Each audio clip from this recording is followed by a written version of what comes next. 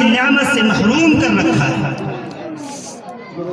میرے محترم سامعین، لیکن یہ بھی یاد رکھیے اور یہ بھی سن لیجئے کہ اولاد کی نعمت، یہ اولاد ہمارے لیے نعمت اسی وقت ہوگی جب اولاد کی ہم صحیح تعلیم اور تربیت کریں۔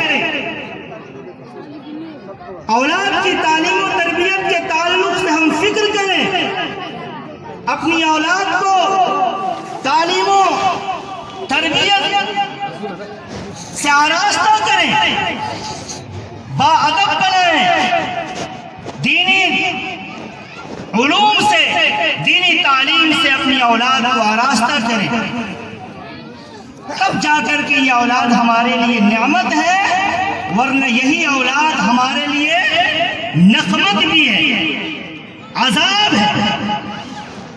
یہی اولاد ہمارے لیے نعمت بھی ہے اور یہی اولاد ہمارے لیے ایک عذاب بھی ہے۔ آپ سمجھیے کہ یہ اولاد ہمارے لیے نعمت کب ہے اور یہی اولاد ہمارے لیے عذاب کب ہے۔ اگر ہم اپنی اولاد کی صحیح تعلیم، صحیح تربیت کی فکر کرتے ہیں، صحیح تعلیم اور تربیت سے اپنی اولاد کو آراستہ کرتے ہیں، تو یقین جانیے کہ یہ اولاد ہمارے لیے نعمت ہے۔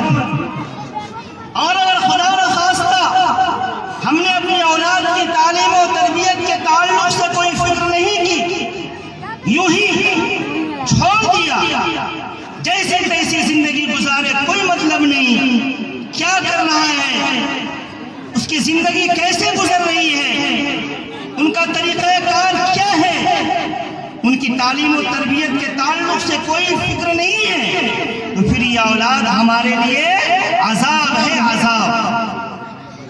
چونکہ اگر ہم نے اپنی اولاد کی تعلیم و تربیت کے تعلق سے اگر فکر نہیں کی، تعلیم و تربیت سے آراستہ نہیں کیا، تو کل قیامت کے دن اللہ کے یہاں جواب دینا پڑے گا، اللہ کے یہاں جواب دینا پڑے گا کہ تم نے اپنی اولاد کی صحیح تعلیم و تربیت کے تعلق سے فکر کیوں نہیں کی۔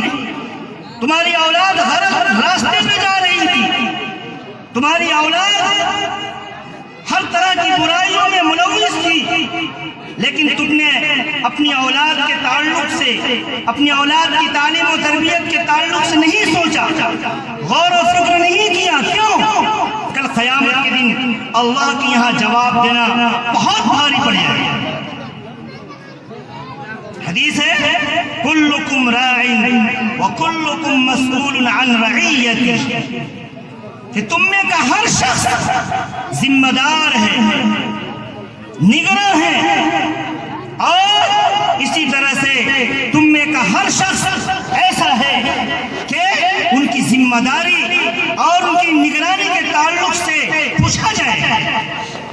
ہماری اولاد ہماری نگرانی میں ہے، ہماری ماتحت ہے، ہمارے زیر سرپرستی میں ہے، اور اسی طرح سے ہم ہمارے ماتحت میں ہیں ہماری اولاد۔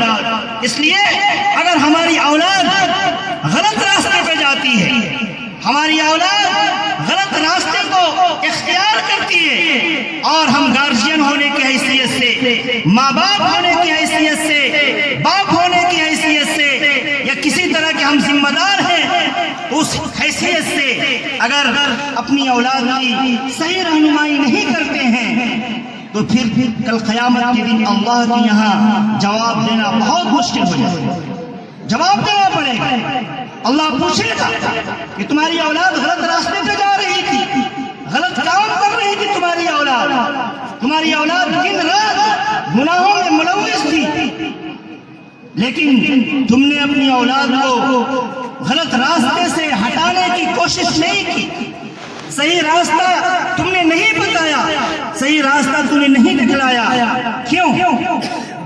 اللہ کے یہاں کل قیامت میں اس کی پوچھ اللہ پوچھے گا کل قیامت۔ اس لیے میرے محترم بزرگوں اور دوستوں، ہم اگر اپنی اولاد کی تو پھر یہ ہماری اولاد اس دنیا میں بھی ہمارے لیے بڑی نعمت اور آخرت میں بھی ہمارے لیے نعمت۔ جو حضرات دور دراز سے جتنے مہمانان کرام ہیں، کھانے کا انتظام ہے سامنے اسلام صاحب کے گھر میں، وہ کھانا تیار ہے، آپ جا کر کے کھانا کھا لیں۔ دور دراز سے جو مہمان حضرات آئے ہیں ان سے میں درخواست کرتا ہوں کہ وہ سامنے اسلام صاحب کے گھر میں کھانا تیار ہے، آپ جا کر کے کھانے سے فارغ ہو جائیں۔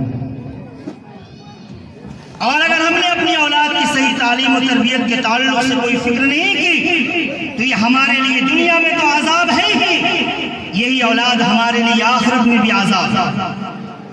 قرآن کریم میں دوسری جگہ ہے انما اموالکم و اولادکم فتنہ، کہ اموال اور یہ اولاد فتنہ ہے۔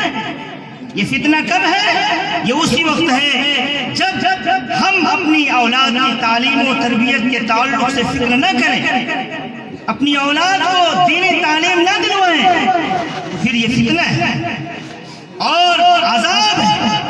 اور اگر صحیح تعلیم و تربیت کے تعلق سے ہم نے فکر کر لیا، اپنی اولاد کو انسان اور مسلمان بنا لیا، تو پھر یہ اولاد ہمارے لیے دنیا میں بھی نعمت اور آخرت میں بھی نعمت۔ میرے محترم بزرگوں اور دوستوں، اسی طرح سے ہمارے اموال، مال و دولت یہ بھی اللہ کی بہت بڑی نعمت ہے۔ اس مال کو کہیں پہ قرآن کریم میں فتنہ کہا ہے اور کہیں پہ خیر کہا ہے کہ یہ مال خیر ہے، اور کہیں پہ قرآن کریم نے اسی مال کو فتنہ کہا ہے۔ کہیں پہ قرآن کریم نے اس مال کے بارے میں کہا ہے کہ یہ مال لوگوں کے سہارے کی چیز ہے، لوگوں کے سہارے کی چیز ہے، تو یہ مال فتنہ بھی ہے۔ اگر ہماری ویڈیو آپ لوگوں کو پسند آئی ہے تو ہمارے چینل کو سبسکرائب کر دیں اور بیل آئیکن کو دبانا نہ بھولیں۔